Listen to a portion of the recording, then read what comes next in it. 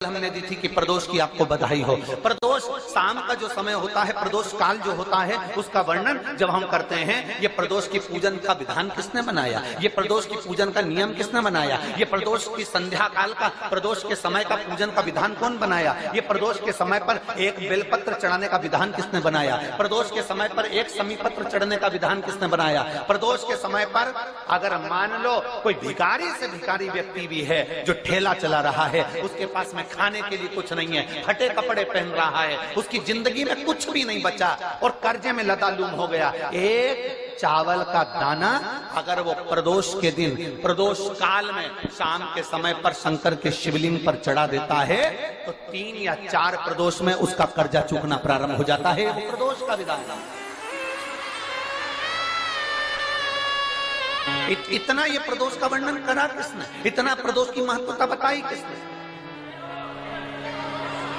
कौन करे इतना वर्णन।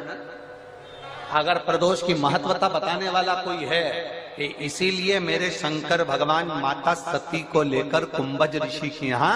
अगस्त ऋषि के यहाँ कथा सुनने के लिए गए थे, क्योंकि उनके बराबर कोई शंकर के महत्व को बता नहीं सकता और प्रदोष के महत्व को नहीं बता सकता। सती मैया को प्रदोष का महत्व बताने के लिए शंकर सती जी को लेकर कुंभज बाबा के यहाँ गए थे, अगस्त ऋषि के, कि प्रदोष के महत्व को तो जानो सती,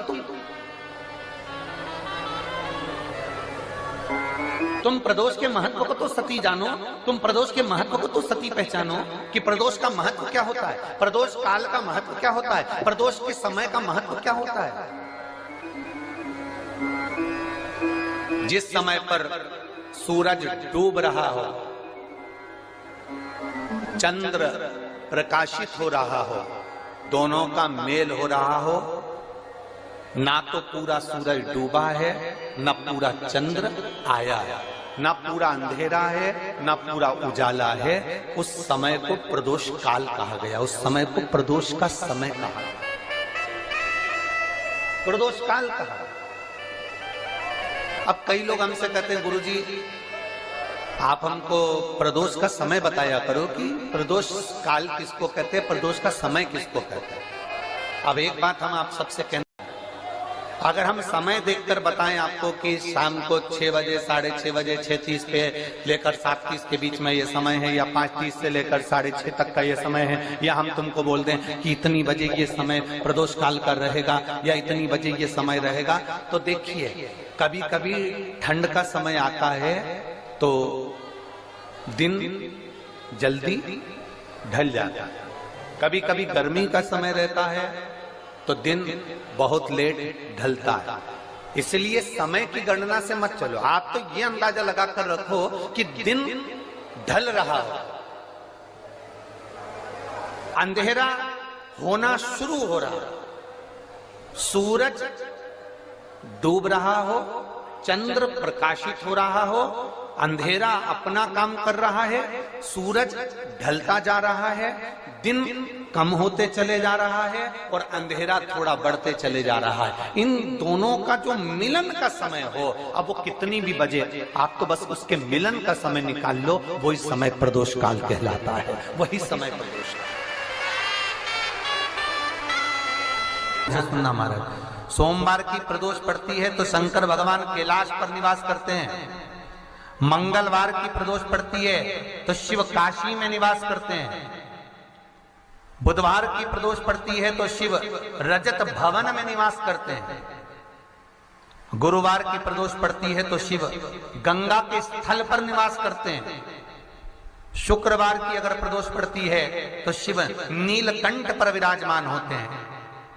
शनिवार की अगर प्रदोष पड़ती है तो शिव शमी के वृक्ष के नीचे रहते हैं, और रविवार की जब प्रदोष पड़ती है तो शिव बेलपत्र के पेड़ के नीचे निवास करते हैं। महाराज ये एकादशी शंकर से कह रही है कि आपका स्थान ये नहीं कि आप कैलाश पर मिले, उस वार को, उस तिथि। हमारे यहाँ कहते हैं सोमवार की जो प्रदोष पड़ती है वो इच्छा पूर्ति करती है,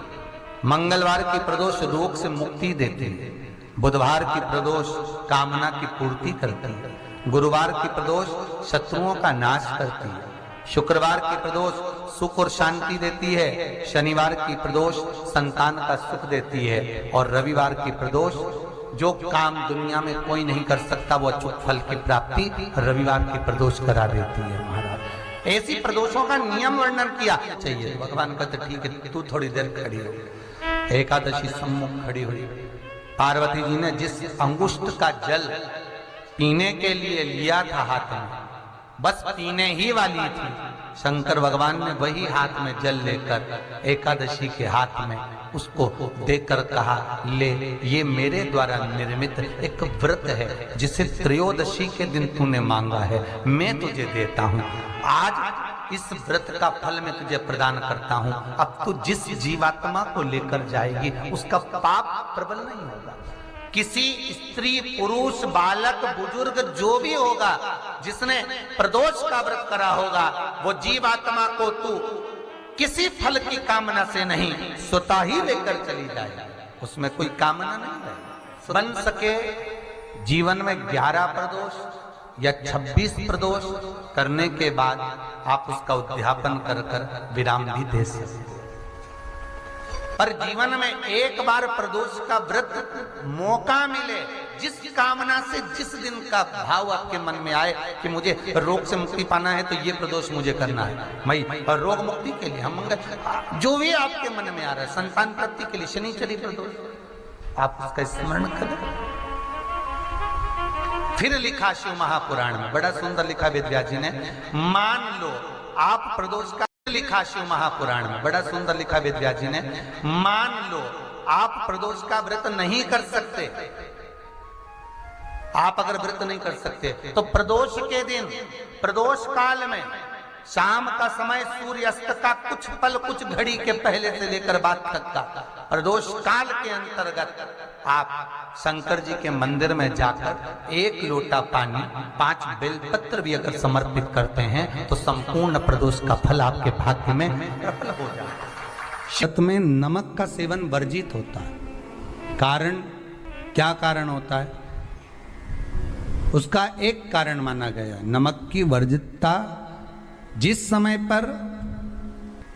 एक नगर में एक ब्राह्मणी रहती थी, बहुत भाव से सुनिएगा, प्रदोष व्रत नमक को त्यागने का भाव, प्रदोष व्रत की किताब में भी मिल जाएगा आपको, आप पढ़ेंगे तो सुना होगा आपने। एक ब्राह्मणी रहती थी एक नगर में, उसका पति नहीं था, छोटा सा बालक एक साथ में रहता,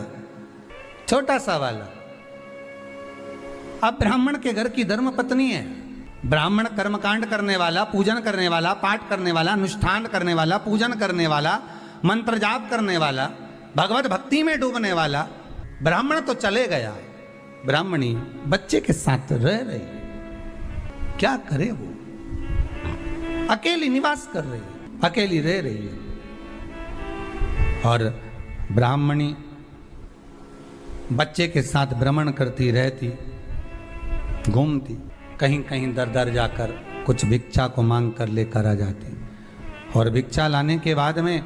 उस भिक्षा को जब लेकर आती तो अपने बच्चे को भी खिलाती और स्वयं भी उसका पान करती। एक दिन ब्राह्मणी भ्रमण करते करते प्रदोष काल के समय पर शिव मंदिर में प्रवेश करी, प्रदोष काल के समय पर, और शंकर मंदिर में जब प्रवेश करा, प्रदोष काल किसको कहते हैं? सूर्य अस्त हो रहा हो, रात्रि प्रवेश कर रही हो, दोनों का जब मिलन हो रहा हो वो प्रदोष काल कहलाता है। दोनों का जब मिलन हो रहा, सूर्यास्त हो रहा हो, रात्रि अपना चरण बढ़ाने के लिए आगे बढ़ रही हो और दोनों का जब मिलन हो रहा है, वो प्रदोष काल है, वो प्रदोष का समय है। ब्राह्मणी मंदिर में प्रवेश कर रही है। जब ब्राह्मणी मंदिर में प्रवेश करी, मंदिर के अंदर पहुंची, प्रदोष काल का समय था, प्रदोष का समय चल रहा था। और प्रदोष काल के उस समय में, प्रदोष काल के उस समय में जब ब्राह्मणी ने देखा कि कोई भगवान की भक्ति में लगा हुआ है, भगवान के रस तत्व में डूबा हुआ है, आज ब्राह्मणी के पास में कुछ पदार्थ नहीं है, अपने बच्चे का पेट भरने के लिए कोई सामग्री नहीं है, और कुछ आस लेके वो प्रवेश करिए, कुछ आस लेकर वो अंदर प्रवेश कर जाती है। कोई ऋषि की पत्नी, कोई ब्राह्मण जन की अर्धांगिनी उस प्रदोष के समय पर शंकर का अभिषेक पूजन कर रही थी, भगवान शिव की आराधना कर रही थी, भगवान की भक्ति में डूबी हुई थी। जब भगवान शिव की आराधना में डूबी हुई है, आराधना कर रही है, इस काल में वहां पर पड़ी हुई कुछ वस्तु को इस ब्राह्मणी ने मांग लिया। मेरे बालक को बहुत भूख लगी है, मेरा बच्चा बड़ा भूखा है, इसके भोजन लेते से कहा इसमें तो स्वाद नहीं है, इसमें स्वाद नहीं है। उस ब्राह्मणी ने बड़ा सुंदर एक संवाद कहा। घर का जो बड़ा होता है ना, घर का जो बड़े होता है, घर का बुजुर्ग जो होता है, घर का जो प्रथम स्थल प्राप्त करने वाला, मेन कुर्सी पर अच्छी जगह पर जो बैठने वाला होता है ना, ब्राह्मणी कहती है वो कभी किसी वस्तु में ऐब नहीं देखता, मिनक नहीं निकालता। तो अन्नकूट की तारीख पे इनका नाम लिख लो, और अगला अन्नकूट आए तब दोनों की दशा देखना। एक जो चुपचाप खाकर चले गया, भगवान के प्रसाद को प्रसाद मानकर, प्रभु का दर्शन मानकर लेकर चले गया, वो उन्नति की सीढ़ी पर चढ़ता चले गया, और जो मिनक निकालता रहा वो साल भर खटर पटर की जिंदगी जीता रहा। भगवान के प्रसाद में कभी भी ध्यान रखिएगा, भगवान के प्रसाद के अंतर्गत स्वाद की कोई मूलता नहीं होती। भगवान का प्रसाद स्वयं स्वाद है। भगवान के प्रसाद में नमक नहीं देखना, मिर्ची नहीं देखना, भगवान के प्रसाद में शक्कर नहीं देखना, भगवान के प्रसाद में कुछ ये नहीं देखना कि कितना माल डला, कितना घी, कितना बादाम, कितना काजू, कितना इलायची डला। हाँ, यहां तक शास्त्र का स्वाद देखी थी ना, ये आपका एक जन्म का नहीं है, ये ना जाने कितने जन्म का है। ब्राह्मणी के मस्तिष्क में बैठ गया, ब्राह्मणी के उस पुकाना वो बक्कल में नहीं अक्कल में बैठ गया कि ये स्वाद नहीं देखना। इसलिए प्रदोष व्रत के अंतर्गत ब्राह्मणी ने उस दिन से विचार कर लिया कि जैसे आप पूजन कर रही हो, जैसे आप अर्चना कर रही हो, जैसे आप आराधना कर रही हो, ऐसी आराधना, ऐसी पूजन, ऐसी भक्ति मैं भी करूंगी, ऐसी आराधना मैं भी करूंगी। अब मैं स्वाद नहीं देखूंगी। तो प्रदोष व्रत करने वाले को ध्यान रखना चाहिए कि नमक का सेवन ना करे, भोजन ना करे, फलाहार करिए, फल का आहार करिए, प्रयास करिए। और यदि आपने व्रत का ले लिया भोजन का कि हम तो एक टाइम फलाहार करेंगे, एक टाइम भोजन करेंगे, ऐसा भी कई लोग प्रदोष ले लेते हैं, तो वो बात आपकी है, आप तक रखो, ठीक है, अपने मन तक। ठीक है, बाबा आपकी मनोकामना पूर्ण करे, वो भी भाव रखो। अरे भगवान को धन्यवाद दो कभी कभी कि तूने अच्छे घर में पैदा किया, अच्छा परिवार दिया, अच्छा पति दिया, अच्छी पत्नी दी, अच्छे बच्चे दिए, अच्छा कुटुंब दिया, घर दिया, दुकान दी, जमीन जायदाद दी, शरीर अच्छा दिया, हाथ पैर आंख नाक मुंह सब बढ़िया दिया, एक के भी निपटा के नहीं भेजा तूने। एक ही कान देता और एक गायब कर देता तो यहां से चिपका देता, तो क्या कर लेते? हाथ एक देता और एक गायब कर देता तो क्या झगड़ा करने जाते ऊपर कि मुझे ऐसा शरीर दिया? नहीं, भगवान को धन्यवाद देना कि मुझे अच्छे घर में पैदा करा, कटोरा लेके वहां चौराहे पे नहीं बिठाया, तूने अच्छा घर दिया, 2 समय की रोटी दे रहा है, खूब जोरदार शरीर दिया, भजन करने का मुहूर्त दिया, और बचा कुचा था तो ये सियोर वाला महाराज दे दिया, कथा सुनाने वाला। शाम के समय पर प्रदोष काल में बेलपत्री के पेड़ के नीचे, चाहे शंकर के मंदिर के दरवाजे पर या शिव मंदिर में, अगर आप प्रदोष के दिन दिया लगाते हो, सोमवार के दिन दिया लगाते हो, तो ऐसा कोई व्यक्ति नहीं जिसको मेरे देव अधिदेव महादेव, मेरा विश्वनाथ भंडार नहीं भरता हो। खा देता है जो शंकर के मंदिर को संभाल लेता है, उसके घर को और उसके परिवार को स्वयं महादेव संभाल लेता है, स्वयं महादेव। आप शंकर को संभालो, आप शंकर का मंदिर संभालो, आप शिव महापुराण की कथा संभालो, आप भगवान की भक्ति संभालो, महादेव तुम्हें संभाले।